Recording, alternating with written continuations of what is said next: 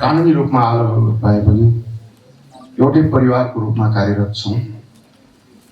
र बागेश्वरी कलेजको कुरा गर्नुपर्दा 2064 सालमा बागेश्वरी कलेज स्थापना भएको हो र यो गैर नाफामूलक सामुदायिक कलेज हो। स्थापना कालदेखि नै व्यवस्थापन समितिमा रहेर काम गर्नुभएका हाम्रा थुप्रै साथीहरू हुनुहुन्छ, प्राध्यापक कर्मचारीहरू हुनुहुन्छ।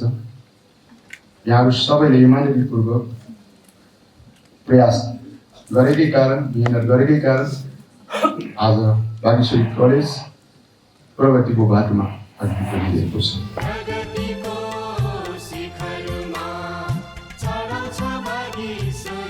बागेश्वरीभित्र सिटिभिटीबाट सञ्चालित कार्यक्रम पनि छ। बागेश्वरीभित्र नेपाल सरकारबाट सञ्चालित 9 देखि 12 सम्मको प्राविधिक कक्षाहरू पनि छन्। बागेश्वरीभित्र अझै बागमती प्रदेशबाट स्वीकृति दिएर विभिन्न कार्यक्रमहरू, तालिमहरू सञ्चालन गरिरहेको अवस्था पनि हो। त्यसकारण हामीले बागेश्वरी भन्दै गर्दाखेरि एउटा बृहत परिवारको रूपमा हामीले लिएका छौँ।